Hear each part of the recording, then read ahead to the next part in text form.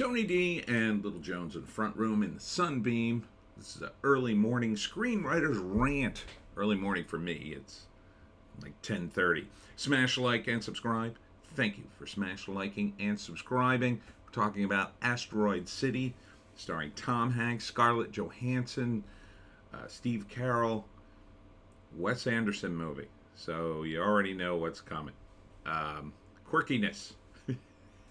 Amazing sets. Look at this one shot. Look at this one shot. Jesus. It looks like something out of a 1950s postcard, doesn't it? Oh, wow. Look at this. The look of this thing is amazing. So, what's the plot of this movie? Well, it takes place, I think, in the 1950s, but I only say I think because there's a retro look to it, but there's also some futuristic technology in it. I'm not sure what it is. Anyhow, the plot seems to be Jason Schwartzman plays a widower with 4 daughters. Here's 3 of them there. I'm not sure who he is. He might be Schwartzman's son from another marriage. Anyhow, Tom Hanks is the grandfather to the kids. They break down in Asteroid City in the desert somewhere. You can see what it looks like, right? Man, that's live action. Look. People moving around in that thing. So it looks incredible. I mean, the look of this thing is off the charts. And this is live action too. This isn't a still. See? So they're doing some sort of ceremony at a crater. United States military experience, 1955. Okay, so it definitely is in the 50s. I thought it might have been a retro 50s future because they have this, a rocket pack. And there's another scene with some kind of ray gun. There's Steve Carell. That looks like, what's his face? Harvey Keitel, but I don't think he's in it. Oh, God, this actor. He's in everything, too. Jeremy Wright? I think that's his name. And so it's they're stuck in Asteroid City. They're doing this thing about an asteroid. Oh, here it is. Yeah. See, I don't know. That looks pretty space agey. So the characters are stuck in Asteroid City because their car broke down, and that's like an actual mushroom cloud. Scarlett Johansson is in it, I think, as Schwartzman's girlfriend, and an actress. She's good. I mean, it's a great role for her to play. She could be glamorous in a 1950s way, you know. So it gives her a chance to wear cool outfits and. You know, she still looks just smoking. So it's all from Wes Anderson, of course. How long has he been working on this? See, when you see a movie like this, man, you just go, look at the detail. Look at the unbelievable detail that's gone into this. Oh, plus there's tons of music in it. Tons of old music, of course. And it's just great. So part of the movie is there's an alien encounter. An alien actually comes to the crater while they're having this event. There's Scarlett. I'm not sure what's dripping off her eye. Is she crying? Anyhow, the military gets involved. I've never seen uniforms like these, though, so I'm not sure the deal. But this is the 1950s. It's drinking in the middle of the day. Looks cool. Looks cool as F. I totally want to see this movie. Yeah, so I guess he has 4 kids. And it wasn't 4 daughters. He has 4 kids. So 3 daughters and a grandson. And Schwartzman, looking like a dad. I think the beard was a good idea. He's got kind of a baby face. He's in a lot of this stuff. He's good. I think he's really good. I always pictured Jason Schwartzman for the lead in my book, Wokistan, a novel. I think he'd be great. Tom Hanks, loving the look. um, so all this has just an insane amount of detail. And of course, there's a love interest for the grandson. No, that's not Harvey Keitel. Who is that? I can't think of his name. So, Jason Schwartzman, Scarlett Johansson, Tom Hanks, Jeffrey Wright, not Jeremy, Jeffrey Wright, Tilda Swinton. Which one was Tilda Swinton? I must have missed her and all that. Bryan Cranston. Don't remember seeing him. Edward Norton, Adrian Brody. I didn't see him. Liev Schreiber. That's who that is. Hope Davis, Stephen Park. Jesus, everybody's in this damn thing. Maya Hawke, who I assume is related to what's his face, Steve Carell. Matt Dillon. Did I see Matt? I don't think I saw Matt Dillon either. William Dafoe. I didn't see him. Hong Chow. I think I saw him. Margot Robbie. I didn't see her. Jake Ryan. Tony Laurie, and Jeff Goldblum, who I definitely didn't see him. So not everybody's been revealed in this trailer. Wow, what a cast. What an insanely large cast. This is an epic. Oh, you got to see this on the big screen. This movie's designed for the big screen. Look at this shot. Just look at this shot. The depth involved. On the left, you've got the desert, right? You see the cacti.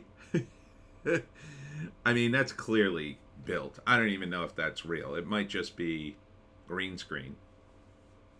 In the foreground, you got Scarlett, looking amazing, as always. But framed around her is her room, hotel room, or whatever you want to call it. And she's playing an actress. So even the framing is telling a story, right? The framing is telling you a story. Well, she's an actress. This is what she does. She's in this box.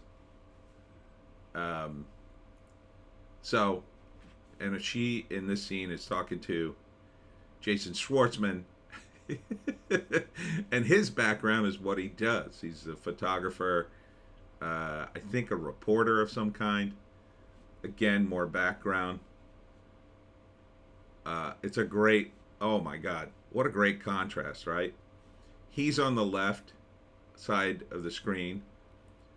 She's on the right, right? That gives her dominance, being on the right side.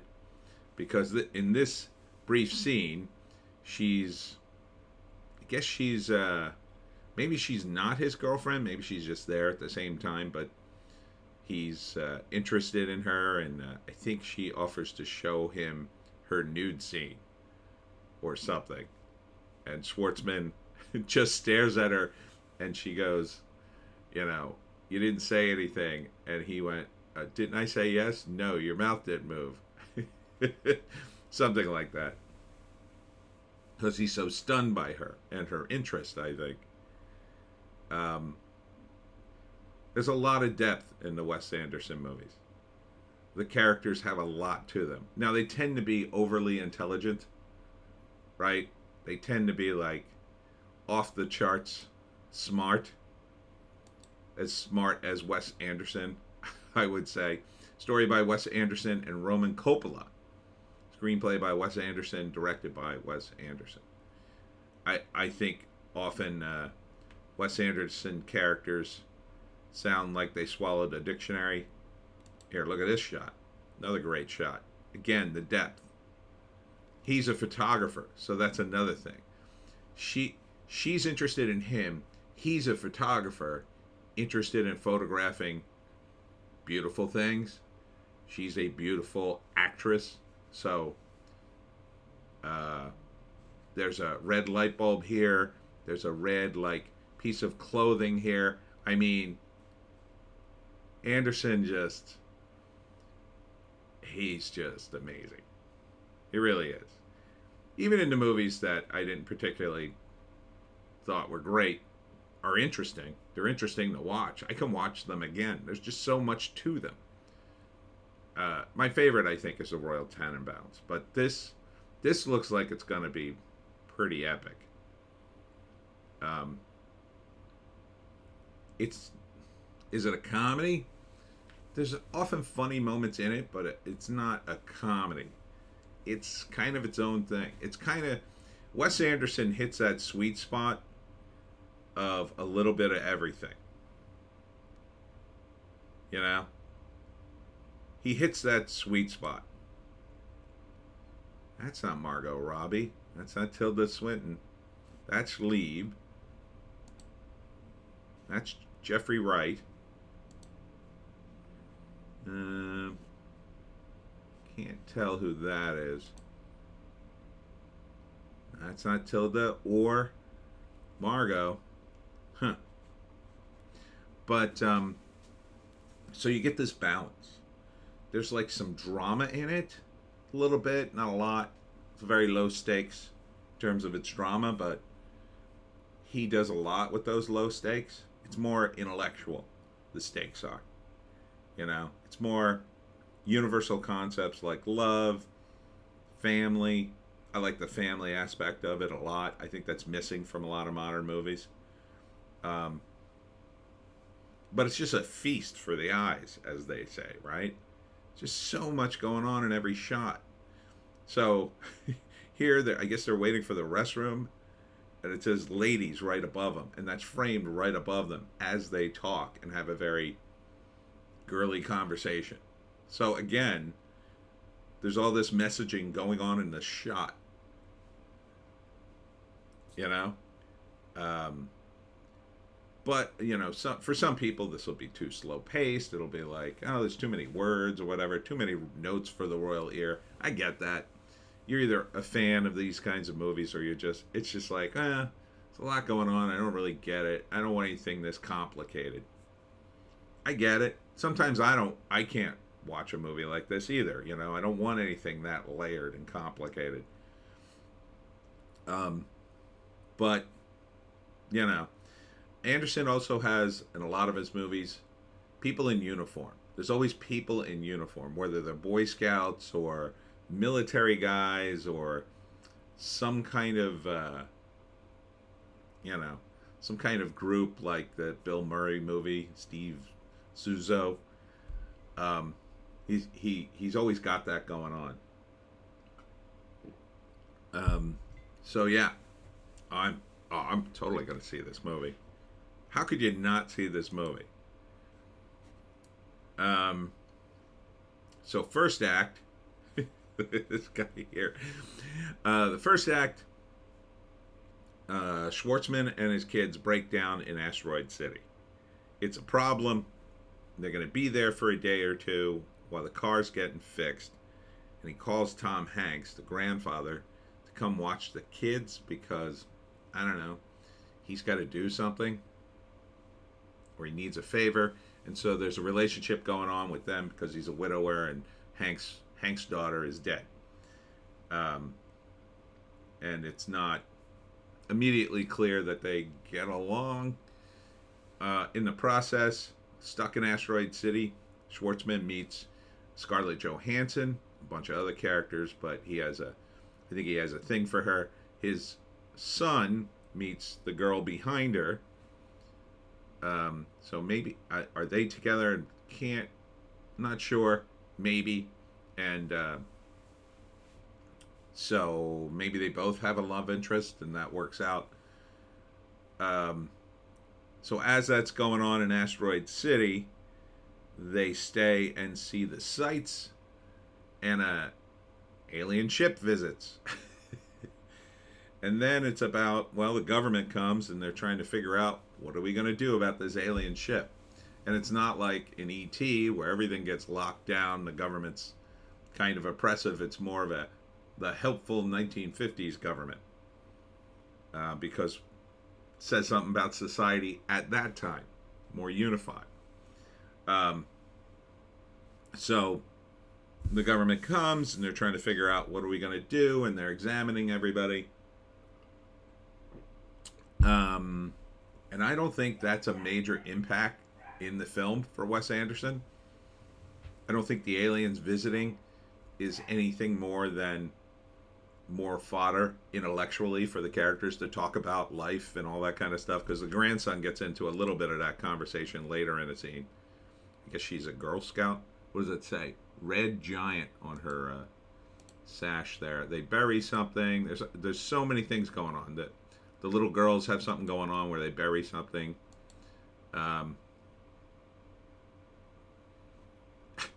Steve Carell really, really sporting a mustache.